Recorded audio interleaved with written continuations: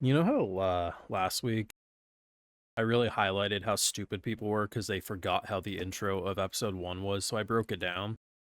And in that very video, I explained how there is a difference between physically stabbing someone and taking someone's life and being indirectly involved because Bozo's own sword skewered him. I was still getting fucking idiots saying, he's still responsible. It is the same fucking thing physically stabbing someone versus being indirectly involved because bro couldn't keep his sword together. You should have never left the slow bus. That short bus should have never let you got off. Anyway, let's continue, Peak. The internet will never make me hate Akira. Not only is he an incredibly well-written character, he's a fucking character you actually want to root for. Like, he's not just like, I don't want to kill. Like, everything you see of him, his core fucking character is noble injustice and not harming others. The fact that the author had the balls to actually make him not want to kill and force him into a role that is naturally so against his character is top tier writing. We're actually getting the, oh man, you don't normally see this, especially deep into a show. They're actually showing a month into the disappearance. They'll never make me hate you, Status Assassin. You're way better than people give credit. You know, I'm really starting to understand. You guys need me. You can't be trusted to make your own isekai opinions, but don't worry, Daddy's here to make sure he guides you to the right destination.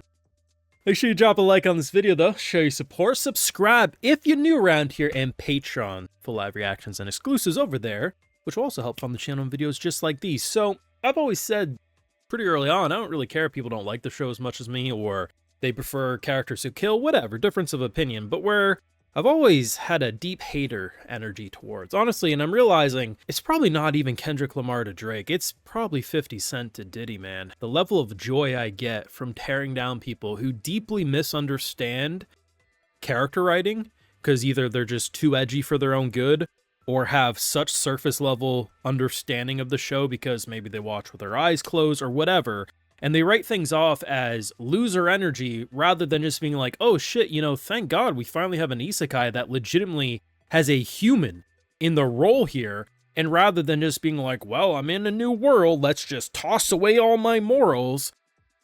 Not only did this man never forget about his family, within the first episode I complimented that fact, they turned his character even better this week. And you know the same fucking losers are going to try to tell you otherwise. Look at this scene, man. They're packing up. They have to leave. And why do they have to leave?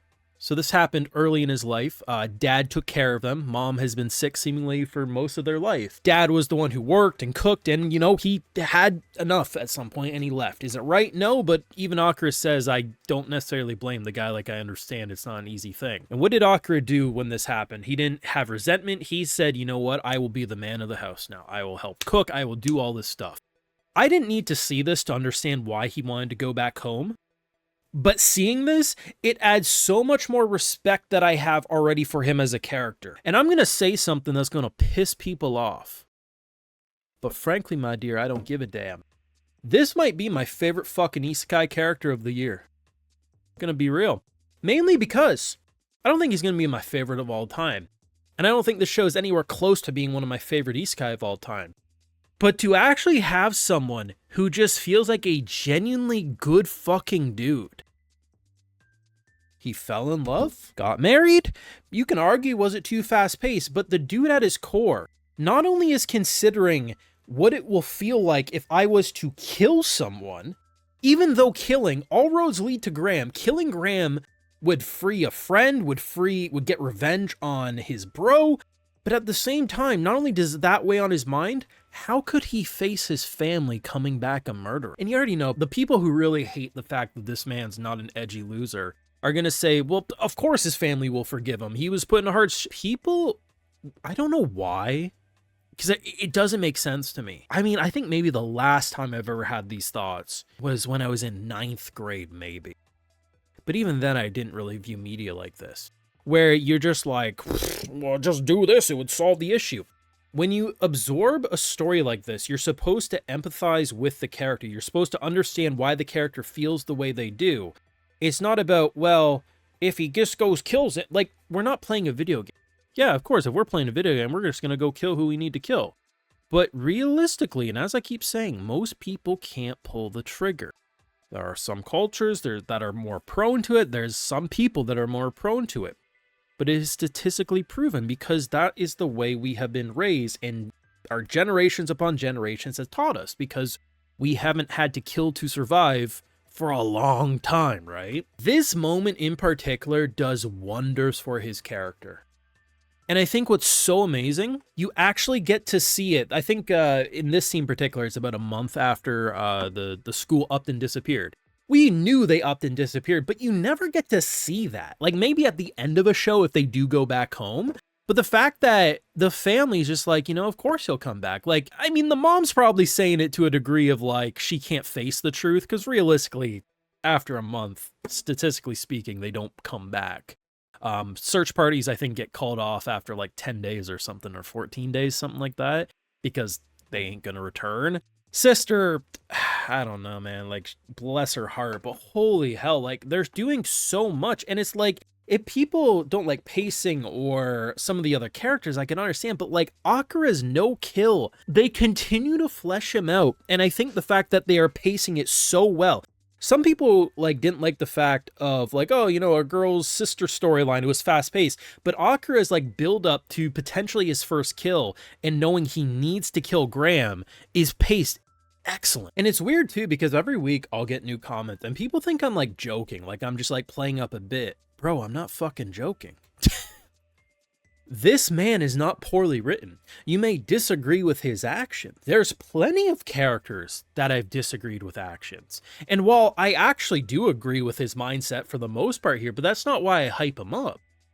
I legitimately think the author wrote Akira as a character to be one of the most human and believable cases of thrown into a new world, didn't pick a class, was thrown into the assassin role, which we now know even further goes against everything of him as a character.